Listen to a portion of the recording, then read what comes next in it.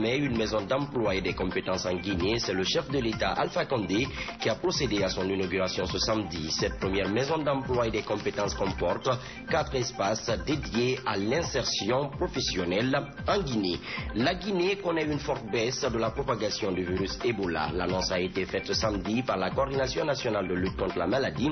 Les dernières statistiques publiées reconfortent cette coordination et ses partenaires engagés dans cette lutte sans merci contre le virus Ebola. Mesdames et messieurs, une fois encore, bonsoir et bienvenue. La première maison de l'emploi et des compétences vient de voir le jour en Guinée. Elle a été inaugurée ce samedi en présence du président Alpha Condé. L'édifice aura pour mission d'exécuter sur le terrain les tâches de l'agence guinéenne pour la promotion de l'emploi et de l'accompagnement des demandeurs d'emploi dans leur démarche d'insertion socio-professionnelle. C'est une initiative des départements de la jeunesse et de la formation professionnelle. Le point avec Tierno Falilou Diallo.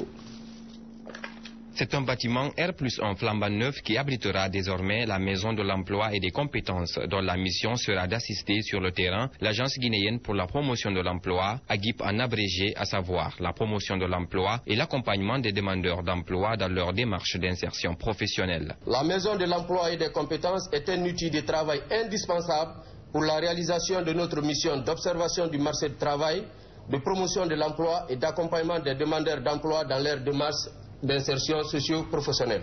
La nécessité de la création de ce projet s'est fait sentir dès la première édition du Salon de l'Emploi organisé par le Forum des jeunes de Guinée en 2007, où des insuffisances ont été notées. Cet impératif s'est confirmé au fur et à mesure des éditions. De l'échantillon de jeunes interrogés lors de la 3e édition du Salon de l'Emploi, il en ressort que plus de 75% des candidats n'avaient jamais suivi de formation aux techniques de recherche d'emploi. Plus de 21% n'avaient jamais déposé de dossier de candidature pour un emploi, bien qu'ayant terminé leur étude depuis plus de 2 ans pour la plupart. Plus de 80% des détenteurs d'un CV ou d'une lettre de motivation ont estimé que ces documents devaient être soit totalement corrigés, soit améliorés dans leur représentation ou enrichis dans leur contenu. À part la Banque mondiale qui s'est engagée à perfectionner le réseau d'interconnexion de la GIP, plusieurs autres institutions ont accompagné ce projet. Le Forum des jeunes de Guinée qui nous a donné 5 ordinateurs, la maison d'édition Harmattan Guinée qui a fourni 120 livres et une base de données numériques qui nous donne accès et qui donne accès aux jeunes à plus de 60 000 références, et également la compagnie Total Guinée qui a donné 20 ordinateurs complets accompagnés de leur licence d'exploitation et des principaux logiciels bureautiques. Alpha Condé, qui a présidé cette inauguration, espère qu'avec cette infrastructure et l'implication des ministères concernés, de bons résultats seront possibles. L'enseignement professionnel est fondamental. Malheureusement, notre enseignement professionnel était complètement à terre. Nous avons bénéficié de l'expertise de nos amis marocains et de leur expérience, ce qui nous permet de modifier complètement les conditions d'enseignement professionnel et qui doit être la priorité du gouvernement.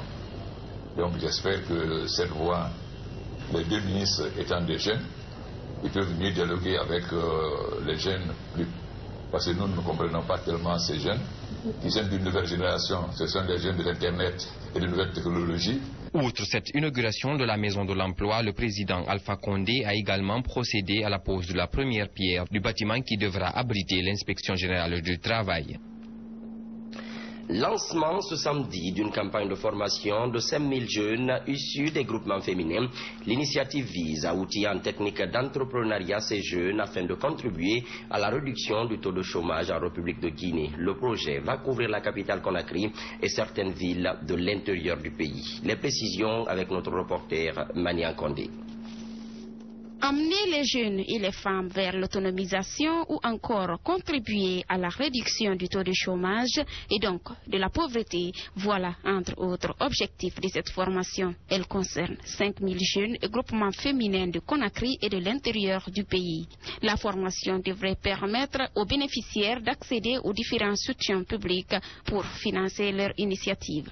Il faut être formé au montage de projets, à la gestion de ces projets, aux outils de gestion de ces projets, à tout ce qui est évaluation, suivi, accompagnement de ces projets.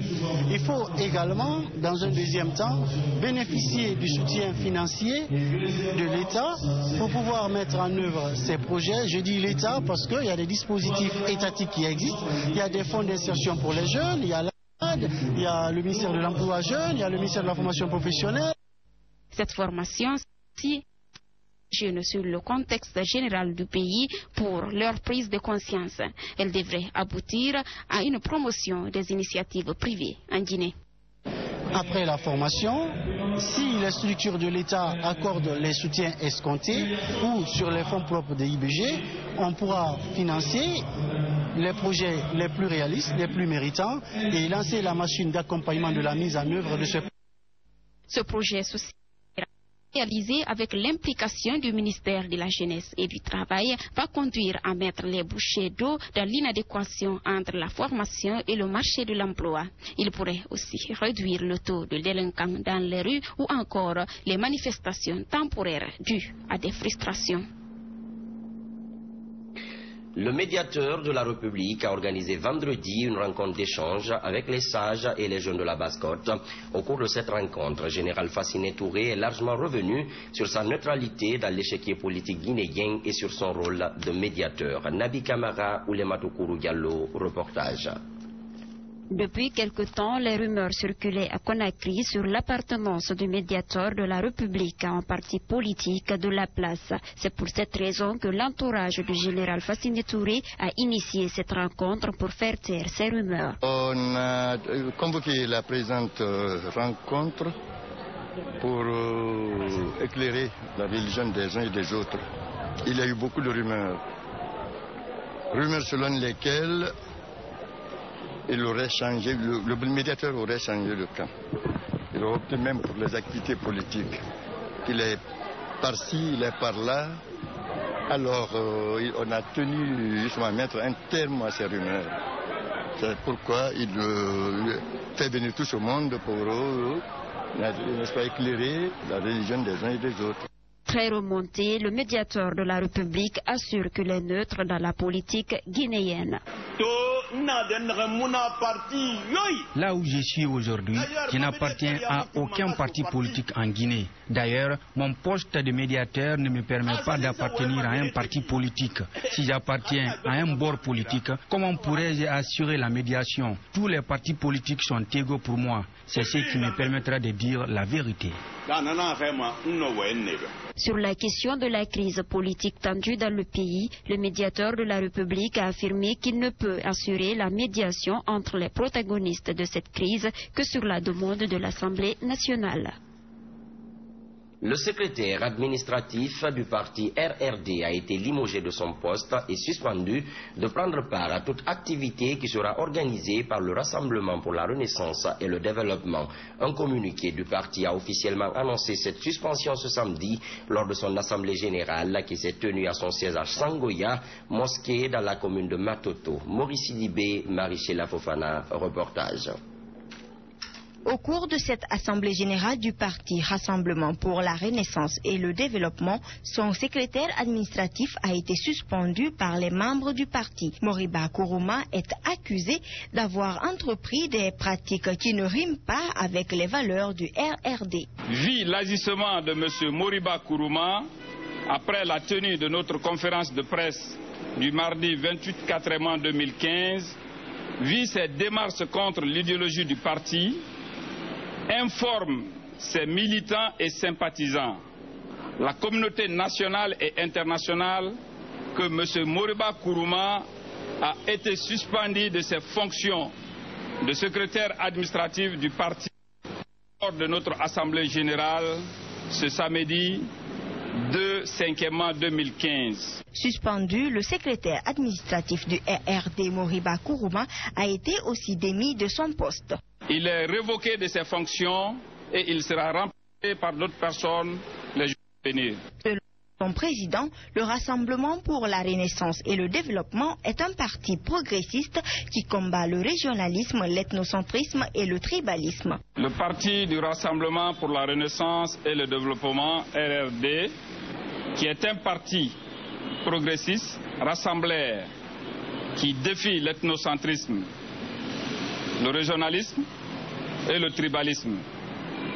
Il est pour tous les Guinéens qui réfléchissent aux voies et moyens indispensables pour le développement national et le progrès du peuple de Guinée. À noter que le Rassemblement pour la Renaissance et le Développement est un parti politique créé le 24 septembre 2012 et qui prône le pour sortir la Guinée de cette impasse politique. Proclamée par l'Assemblée générale des Nations unies, le 3 mai de chaque année marque la Journée mondiale de la liberté de la presse. La liberté de la presse ou la liberté d'expression ne sont pas seulement ces grands principes que l'on aime défendre, ils s'éprouvent aussi dans la réalité du quotidien du journaliste. Le thème retenu cette année pour cette célébration est de donner du souffle au journalisme vers une meilleure couverture de l'information, l'égalité des genres et la sécurité des médias à l'ère du numérique. Ibrahima Raïsila, Lansana Traoré.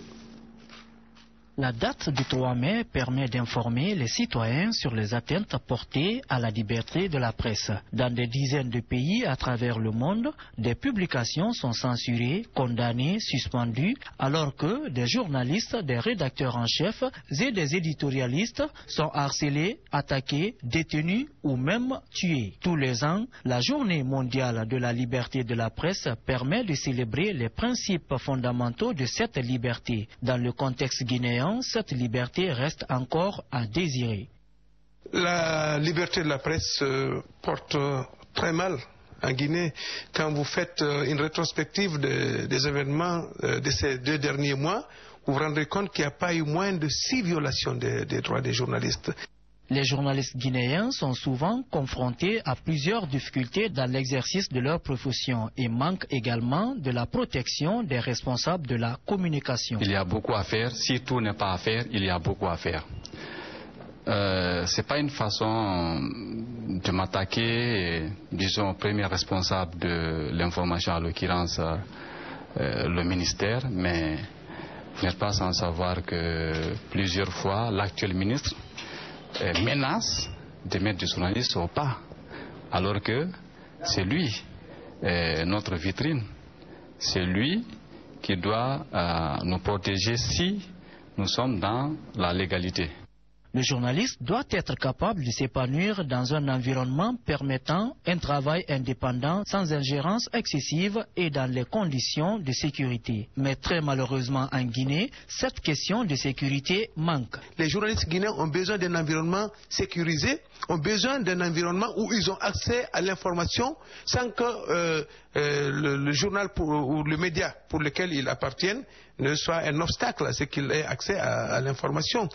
Face à toutes ces réalités, les responsables devraient s'impliquer pour permettre le respect de cette liberté. Les responsables à tous les niveaux, il serait très important qu'ils puissent ensemble se dire que permettre à cette presse d'évoluer dans un État, quand on le dit, je le mets entre griffes, démocratique, il serait important que l'État puisse à un certain niveau aussi savoir qu'est-ce qu'il a à faire pour pouvoir parler de cette liberté de la presse. On le dit, mais disons-nous les choses en face, on a encore du chemin à faire dans cette journée sert de rappel aux gouvernants à la nécessité de respecter les engagements en faveur de la liberté de la presse. De moments de réflexion des médias professionnels sur la question relative à la liberté de la presse et au respect de l'éthique et de la déontologie. En prélude de la Journée mondiale de la liberté de la presse, célébrée le 3 mai de chaque année, l'Association des jeunes reporters de Guinée a animé ce samedi une conférence de presse pour faire le point de la situation des conditions de vie et de travail des journalistes de la presse privée. Ibrahima Boufabari, Marichela Fofana. Cette conférence de presse de l'Association des journalistes reporters de Guinée, qui intervient à quelques heures de la célébration de la Journée mondiale de la liberté de la presse, a été l'occasion pour cette structure de faire l'état des lieux des conditions de travail des journalistes guinéens, des conditions qui ne permettent pas aux hommes de médias de s'épanouir. Sur les 30 radios privées, communautaires et commerciales, Seules 2 stations signent le contrat de travail avec les journalistes en République. Cependant, 2 autres signent le contrat mais à moitié. Parlant du SMIC, salaire minimum interprofessionnel garanti, a été fixé à 440 000 francs guinéens. 11 radios seulement appliquent le SMIC. Le constat reste très amer. La vie des journalistes est en danger malgré les efforts qu'ils fournissent, déclare la vice-présidente de l'AJR. Cette association qui regroupe plus de journalistes entend œuvrer pour le bonheur de ceux-ci. Vous savez comment nous vivons dans les rédactions. Alors levez-vous et dites que vous ne méritez pas cela. Combien de journalistes meurent sans situation? Combien de journalistes tombent malades et demandent des SOS? C'est regrettable. Nous aussi, on a droit à être assurés.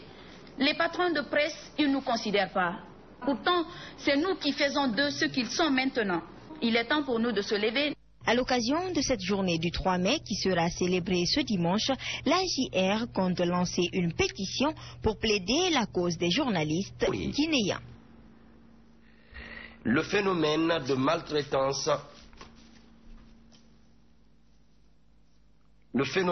maltraitance et d'exploitation des enfants continue en Guinée. Une mineure a été frappée à San ce samedi par ses tutrices au quartier Cimenterie dans la commune de Ratoma. Les deux mains de Adama Ourigallo, la victime, sont calcinées par le feu qui aurait été attaché sur ses mains par ses mères adoptives. Nous y reviendrons dans nos prochaines éditions d'information. La fièvre hémorragique à virus Ebola est en baisse en Guinée. C'est ce qui ressort des dernières statistiques données ce samedi par la Coordination nationale de lutte contre Ebola. Malgré cette baisse signifiante dans le pays, la coordination estime qu'il faudra redoubler d'efforts pour définitivement éradiquer cette maladie virale de la Guinée. Nabi Kamara, Idiatou Diallo, reportage. Dans sa traditionnelle conférence de presse de ce samedi à Conakry, la Coordination nationale de riposte à Ebola a donné la situation épidémiologique du virus Ebola en Guinée à la date du 30 avril 2015. À la date du 30 avril 2015 à 18 h, la Guinée a enregistré un total cumulé de 3580 cas avec 2383 décès, soit un taux de létalité d'environ 66,5%. Dans la préfecture de Dubreka, à la date du 30, on était à 8 jours avec 0 cas notifiés dans la préfecture de Dubreka. Quant à Fria, on était à 9 jours sans nouveaux cas confirmés. Quant à Bofa et Kindia, le 30, ils étaient à 10 jours sans nouveaux cas notifiés. Le 30, Matoto était à 12 jours avec 0 cas notifiés. À la question de savoir à quand la Guinée sera totalement libre d'Ebola, le représentant de l'Organisation mondiale de la santé en Guinée répond avec beaucoup de philosophie. Il a été décidé qu'un pays où sévit une épidémie d'Ebola sera déclaré libre d'Ebola après que le dernier cas ait été testé 2 fois négatif sur une période de 42 jours. Donc le dernier cas en Guinée, le jour où il surviendra et qu'il aura été testé 2 fois négatif, on commence à compter. Et on va compter 42 jours. Et ce dernier cas, on est libre d'Ebola. Dans son intervention, le coordinateur national de riposte à Ebola a affirmé qu'il faudra se mobiliser encore afin de bouter ce virus maudit en Guinée. Le 7 mai prochain, la coordination procédera à la présentation d'un nouveau laboratoire capable d'analyser plus de 200 échantillons par jour. Aux États-Unis, la police de Baltimore a procédé à une série d'arrestations après de nouvelles manifestations vendredi soir. Les protestataires ont bravé le couvre-feu malgré les poursuites engagées contre 6 policiers. Ces derniers sont mis en cause dans la mort de Freddy Giré le 19 avril dernier. Suivez. La nouvelle a été accueillie par des klaxons à travers toute la ville. Des scènes de liesse à la hauteur de l'immense colère des habitants de Baltimore. 2 semaines après la mort de Freddie Gray, ce jeune homme noir de 25 ans, la population que a été rendue. Même si pour la plupart, le chemin vers l'égalité entre blancs et noirs semble long. Cette nation a été construite sur le dos de la communauté noire. Et cela va prendre beaucoup de temps pour que l'on se sorte de là où nous sommes. En tant qu'humain, je trouve cela inhumain. Ce sont des meurtriers. L'histoire de notre pays nous a appris que nous n'avons jamais été considérés comme des êtres humains. Nous avons dû prouver que nous étions dignes d'être des hommes. Le président américain s'est lui aussi fendu d'un commentaire après l'annonce de la procureure. Réclamant que toute la lumière soit faite, Barack Obama a également annoncé une rallonge de 20 millions de dollars. Une somme destinée à étendre l'usage des caméras vidéo que portent déjà certains policiers américains. Plus que quelques heures avant le match du siècle, les deux champions de boxe vont s'affronter à Las Vegas devant plus de 15 000 spectateurs. L'ambiance monte déjà d'un cran entre les deux hommes qui ont touché plusieurs dizaines de milliers de dollars. Suivez. Voici deux boxeurs, mais voici deux millionnaires aussi. L'Américain Floyd Mayweather, le Philippin Manny Pacquiao, réunis pour le combat du siècle, mais surtout l'affaire du siècle. En fonction des recettes, Mayweather pourrait toucher presque 160 millions d'euros, Pacquiao 110 millions d'euros. Pas mal pour une soirée de boulot. Floyd Mayweather, 38 ans, c'est 47 combats, 47 victoires. L'Américain aime se faire appeler Money, surnom révélateur de son goût très prononcé pour l'argent. Mayweather est d'ailleurs le sportif qui a gagné le plus d'argent l'an dernier, 84 millions d'euros, c'est plus que le footballeur Cristiano Ronaldo, plus que le basketteur LeBron James. Mayweather pourrait ainsi gagner en une seule soirée 10 fois le salaire annuel de Zlatan Ibrahimovic. Bien sûr que je gagne beaucoup d'argent. Alors sur le ring, je dois rendre des comptes aux citoyens américains. Manny Pacquiao, 36 ans, se veut beaucoup plus discret. Enfant pauvre des Philippines, devenu l'idole de tout un pays, celui que l'on surnomme Pac-Man a aussi été élu député dans sa province.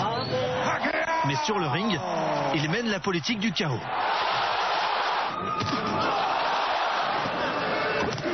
Rien de mieux que Las Vegas, capitale mondiale du jeu, pour accueillir ce combat de tous les records. 16 800 spectateurs, entre 1 300 et 9 000 euros pour un billet. Et désormais sur Internet, certains se vendent 350 000 $. Oui, 310 000 euros. À ce prix-là, le combat a intérêt à tenir toutes ses promesses. Mesdames et messieurs, c'est la fin de cette édition d'information. Merci à tous de l'avoir suivi. L'information, c'est aussi notre site web www.groupeevasionguinée.info. Bonsoir à vous.